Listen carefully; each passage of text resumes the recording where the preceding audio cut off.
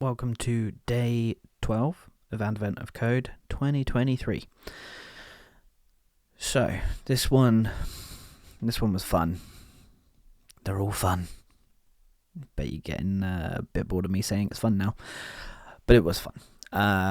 It was a nice, confusing problem to solve. Yeah. So, anyways, we've reached the hot springs, which was great. Very warm, very springy. And of course, something is wrong. There is a lava shortage. So essentially, we need to determine, the different springs, whether they're safe or whatnot. So many of the springs have fallen into disrepair, so they're not actually sure which springs would even be safe to use. Worse yet, their conditions records of the springs are damaged. Your puzzle input. They're also damaged, so you'll need to help them repair the damaged records. In the giant field just outside, the springs are arranged into rows. For each row, the condition records show every spring and whether it's operational with a dot or damaged with a hash. This is part of the condition records that is damaged. Some of the springs in this is simply shown as a question mark, whether the spring is operational or damaged. So a question mark is a spring, but it may or may not be operational or damaged. However, the engineer that produced the condition records also duplicated some of the information in a different format. After the list of springs for a given row, the size of each contiguous group of damaged springs is listed in the order those groups appear in the row. This list always accounts for the damaged spring, and each number is the entire size of its contiguous group. That is, the groups are always separated by at least one operational spring. So 4 hashes would always be 4, never 2, 2. So condition records with no unknown spring records may look like this. So we have 1, 1, 3, 1, 1, 3, because you have at least one working separator. So yeah, there we go. However, the condition records are partially damaged. Some of the springs conditions are actually unknown, so we have this. Equipped with this information, it's your job to find out how many different arrangements of operational and broken springs fit the given criteria for each row. In the first line, we have this 3 question marks for unknowns, a dot for a known, and 3 hashes known. There is exactly one way that separates the groups. Exactly one way separate groups of 1, 1, and 3 springs in that order can appear in the row. The first 3 unknown springs must be broken, then operational, then broken, making the whole row this. And the reason for that is because we have to have one. We know that this 1 and 1 has to have a dot, at least one dot in the middle. We have this 3, which matches with this 3. We have the dot there, which is the separator between those. And there can only be one combination of this, where this has to be a hash, this has to be a hash, and in the middle we have a dot. Second is more interesting with this. Could be a total of 4 different arrangements. The last question mark must always be broken to satisfy the final contiguous group of 3 broken strings, and each double question mark must hide exactly one of the 2 broken strings, neither question marks, sets of question marks, could be both springs, or they would form a single contiguous group of 2. If that were true, the numbers afterward would have been 2, 3 instead. Since each that can be either hash or pound dot or dot pound, there are 4 possible arrangements of springs. The last line is actually consistent with 10 different arrangements, and it lists all of those different 10. So in this example, the number of possible arrangements for each row is 1, 4, 1, 1, 4, 10. Adding all of the possible arrangement counts together produces a total of 21 arrangements. For each row, count all of the different arrangements of operational and broken springs that meet the given criteria. What is the sum of the counts? So, nice fun problem. Okay, so with this one, I'm going to do things a little bit differently, I think. So there is, because I know part 2, and when I solve this, I actually solve them both parts slightly differently. With part 2, there's a kind of another layer of complexity, I guess. So I'm going to account for that with the part 1 solution that I'm going to show you. Yeah. So I'm gonna do that. Then part 2 is really small little tweaks, really small little changes that are needed to be able to solve it. So let's dive in. So we know that these combinations here should give a total of 21. So firstly, if we just update this, so we have solve using the test input,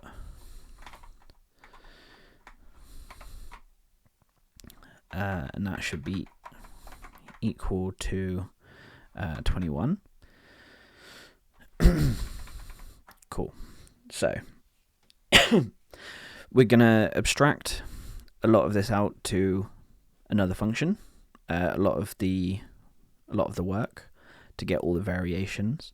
The reason I'm going to do that is because then we can reuse it for part 1 and part 2, not that they're in the same file, but having all of that code there means very, very small tweaks that are needed. Cool. Okay, so let's dive in. So we want to go over the lines and get all the combinations of them. So firstly, let's define a function, count variations, and this is just going to return an int. Yeah.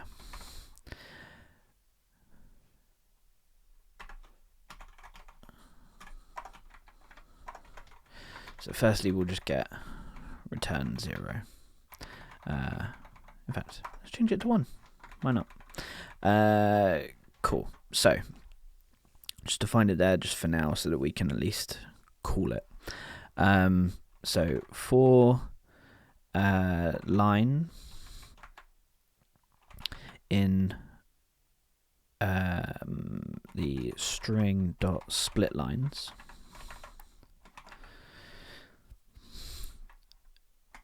firstly we'll get all of the springs.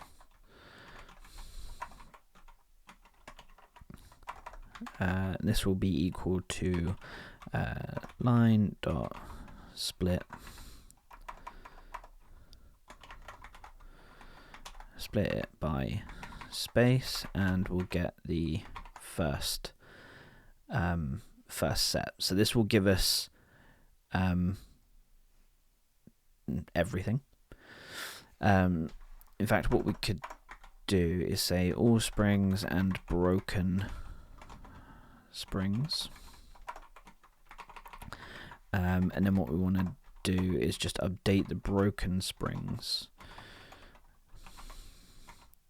And that will be equal to a list. We are going to map over the list using int, and that is going to be broken springs dot split by comma. So this way we're going to get the numbers of all of these, and we've already got all of this stuff in the all springs. Cool. From here, essentially, we're going to call out to the count variations function, and use that to really give us what we need. So if we then assume that this is going to give us all of the variations, all we really need to do is add up all of the different variations that we are going to get. Cool. What have we got?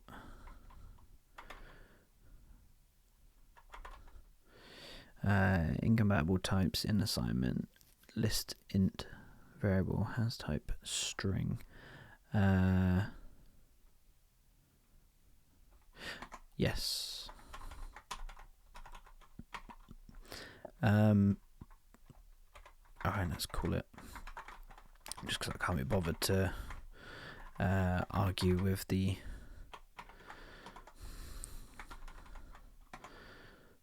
there we go. Right, so this initially is going to fail, part1.py. So, but we are getting 6, so we know that this is being called and giving us everything. Not that we need, but it's at least being called. Right, so let's think about what we actually need from the count variations function.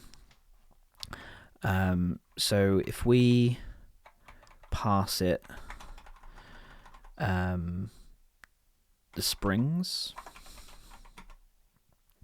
so we want all of the springs, then we'll have so this is a string, then we have the broken ones, which are a list of int.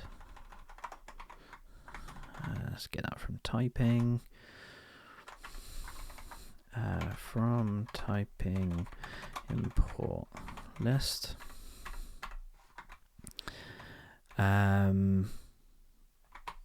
Cool.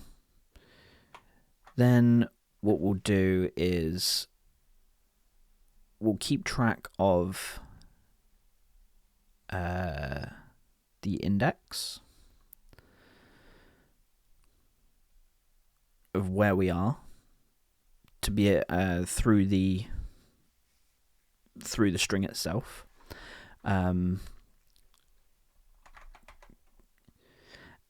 Which is going to be an int, and we'll have the broken ones that we're looking at, which current broken one we're looking at. So that will also be an int. It will just give us the index of this list. And then we want the count that we currently have. Yeah, I'll just go with that.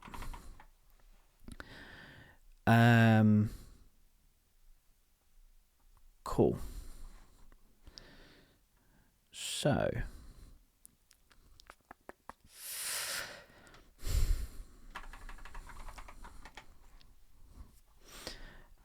firstly, so we're gonna do this recursively. what we're going to do essentially is go over the springs and the broken springs. We're then going to make a change to the string to see if that then becomes a valid combination. If it does become a valid combination, then great, we'll add that to the count. And if it's not a valid combination, then we will move on. So because we're doing recursion, let's think about the base case first. So where we're tracking the index, we want to we want to basically see, are we dealing with stuff that's, if you like, after it's all been done. So I say after it's all been done, after we've got everything. So if the index is equal to the length of the springs,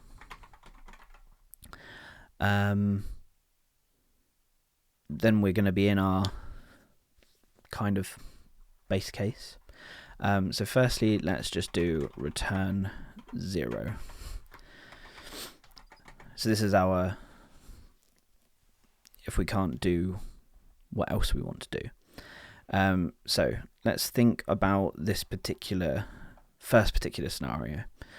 So the first one we want to look at is we have all of the broken springs, and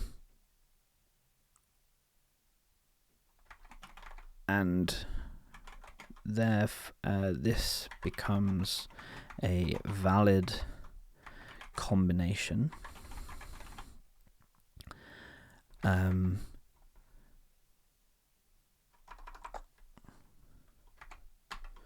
then we'll also say the last character is not the end of the last count of broken springs. Okay, so that may sound a bit confusing. So what we're going to do is we're going to count, we're going to, we've got to the end, so the apologies for how I'm going to struggle with explaining all of this, but essentially we've got to the end of the check. We have all the broken springs that we need, and the last character that we checked is not the end of the last one that we're checking for, of the broken ones. So essentially what we do here to determine this, say if the length of the broken is equal to bi, so the broken index that we're on, and c is equal to 0, so the count is equal to 0. We haven't been incrementing that at all yet. If that's the case, then return 1. We've got to the end and we're all valid, right? So this next one is essentially the same, except the last character is part of the last count of the broken springs. So if the length of the broken is equal, minus 1 is equal to bi, and broken bi is equal to c, return 1. Cool. So this is essentially, if we think about it in terms of this one, so we're looking for this. We're going through the combination. We're at the end of the broken. Length of the broken. So there's only 3. And the third one that we're looking for is equal to 3. So the count. So that will be C. Return 1. So yeah, it's hard. It's really hard to explain this kind of stuff. But yeah, essentially, this is base case. It will make more sense when we go through the next part, which let's just move on to, because I am really struggling to explain these kind of things. I really need to work on this, don't I? I really need to work on being able to explain these more technical, complex things. Okay, so what we want to do is now figure out what the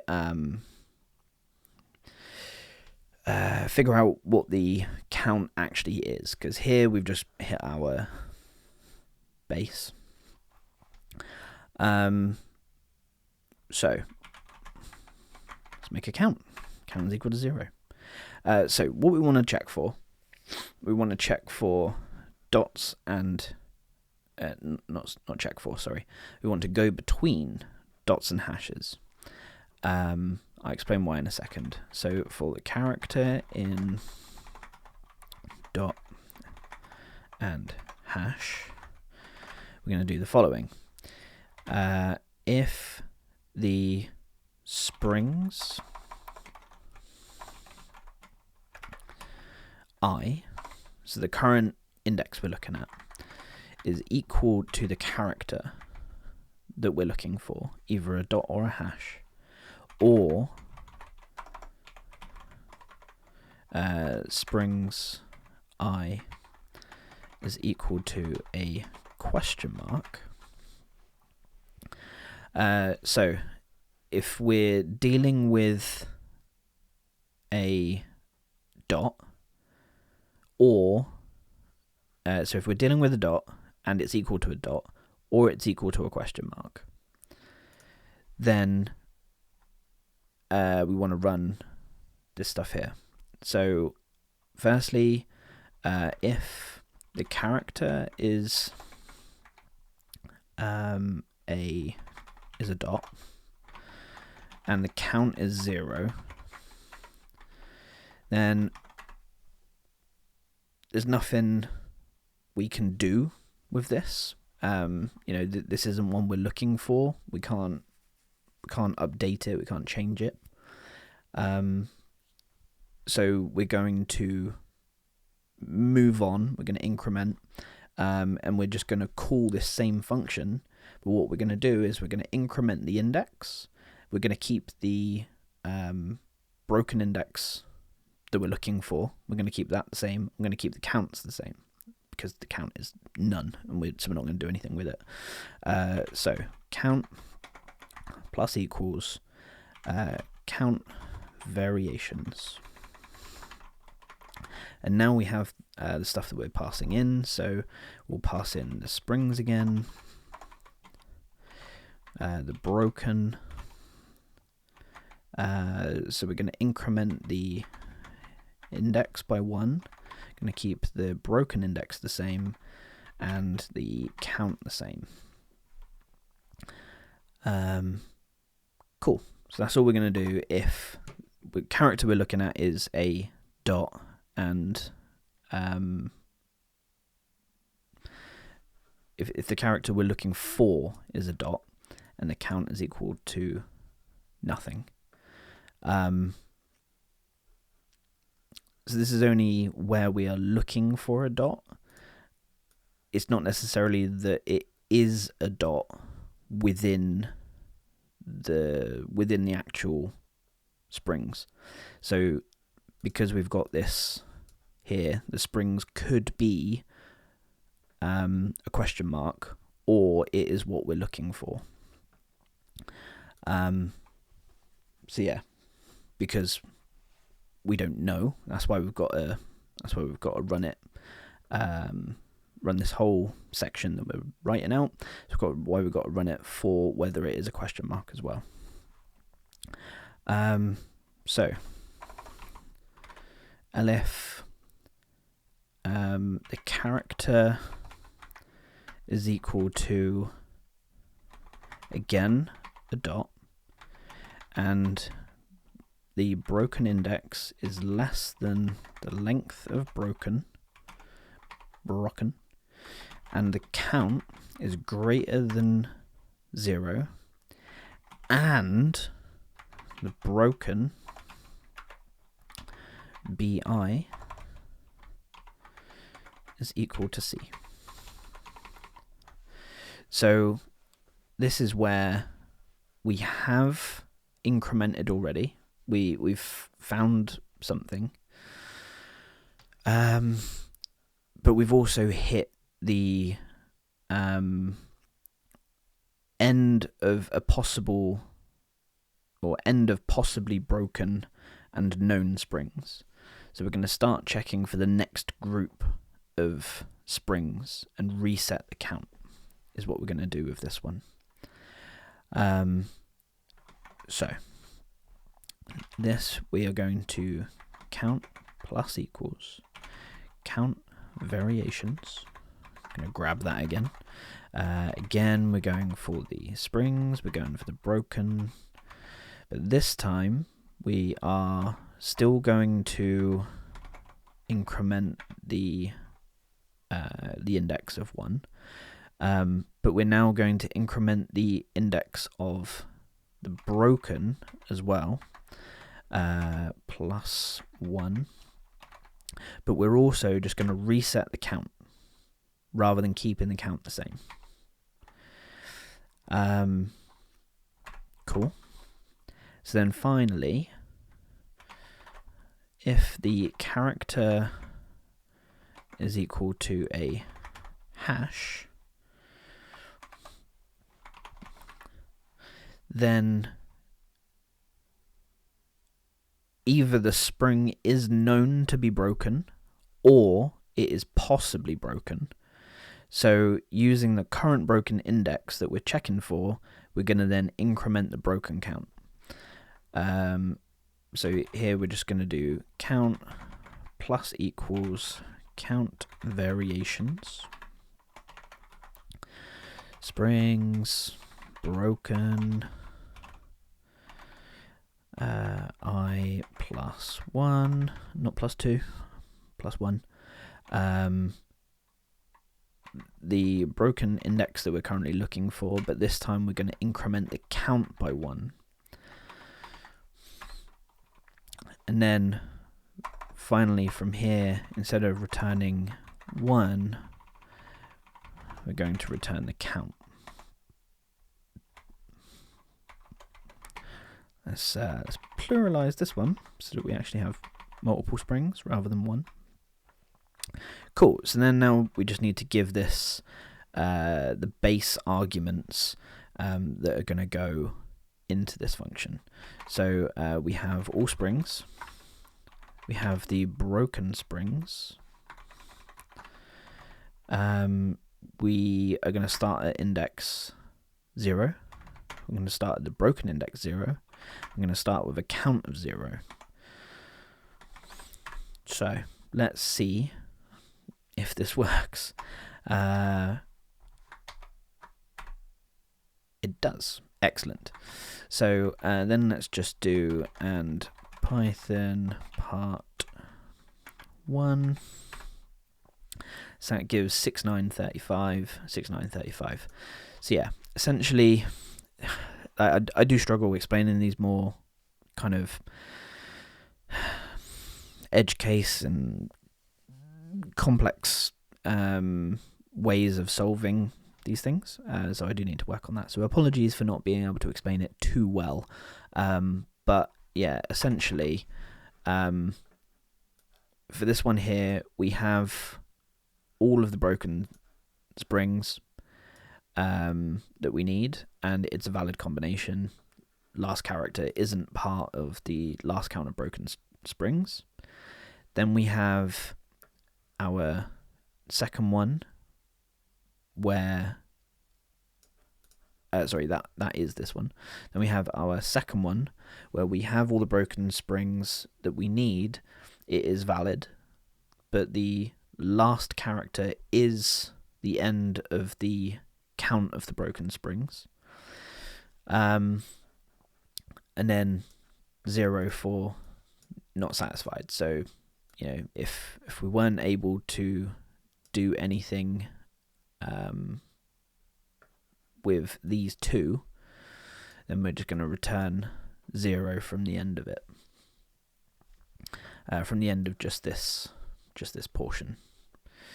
And then after that, we actually get the count of the variations. So with this first one, there's nothing we can do. So we just carry on going through the springs. So I is the index of the springs, BI is the index of the broken, and C is the current tally that we've got for the amount of broken ones.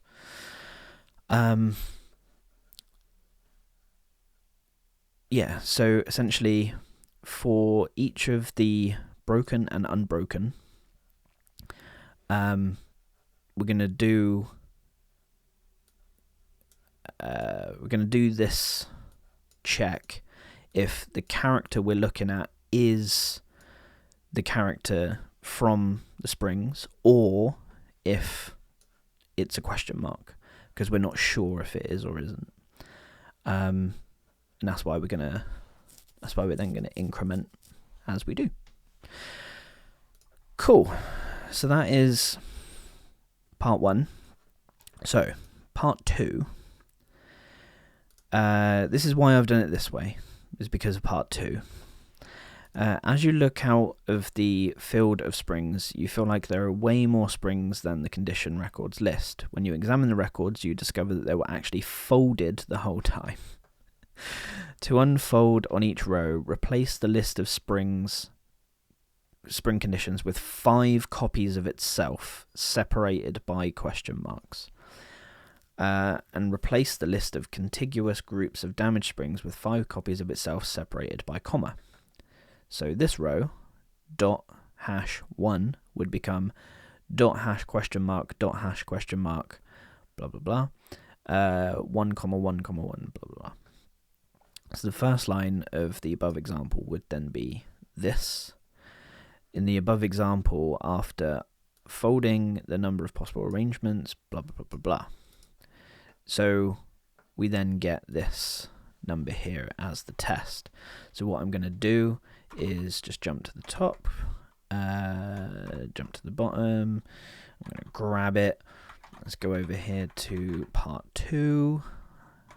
Let's go to the end and let's paste. So we have the same test input. We now just have a different number that we're aiming for. So now we're actually aiming for 525152 as the goal. So essentially, we do need to make a couple of small tweaks to this. Firstly, we need to change the input passing. So let's just do that first. So the input passing, we now have everything is going to be duplicated 5 times. So instead of all springs and broken springs being this, we'll keep this one in here for now, but then let's update all springs.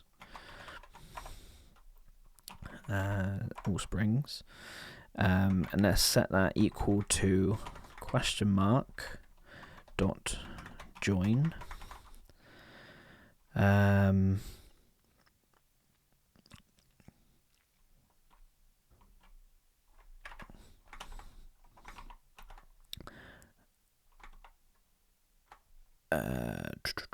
Line for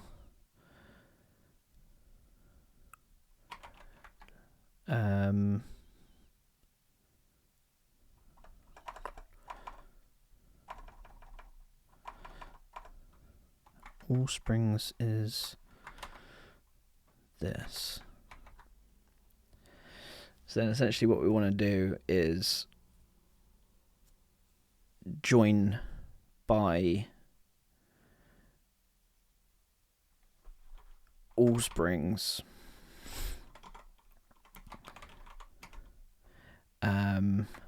for range in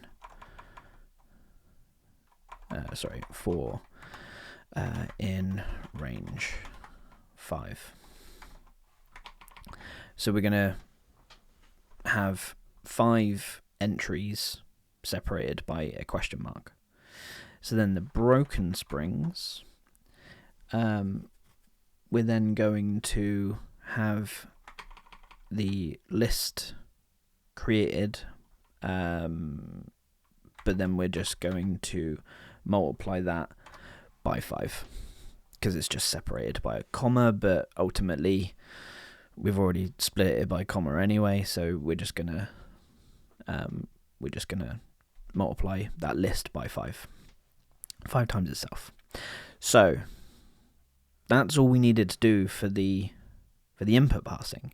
Now the problem with this is each one of these is becoming significantly more complex. For example, just this one alone, you see how simple this is. We have 506,250 different arrangements for this one thing. So this is going to take a very long time to run. And we're likely going to be coming across the same thing multiple times. So what we want to do is actually start caching or use caching to solve this a bit quicker. So we'll have a key, like in this count variations function, we'll create a dictionary that will just hold the cached values. So we'll create a key in here, we'll return it from the cache if it's already there. If not, then we'll do the computation. So we need to pass in we can either keep a cache outside, or what I would like to do instead is pass in the cache, just because why not?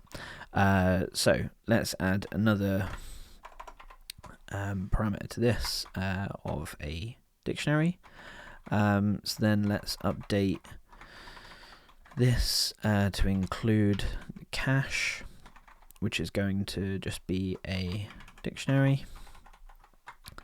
And then we need to make a key. So if we say the key is equal to, so if we're looking through everything, we don't need to keep track of the springs or the broken springs, but we do really need to keep track of the index we're looking at, the broken index we're looking at, and the current count we've got. So that's what will form our key. So then let's just straight up go if key is in the cache, we are going to return the cache key, or as we call them in the UK, cache keys. No? Okay. Cache keys. Right. So we have the count, and we've got these other calls to count variations. So let's just pass in the cache into these as well. So if we had had this outside and maybe just like defined it as a global thing, then we wouldn't need to be adding them in here. But I just wanted to add them in here. Why not?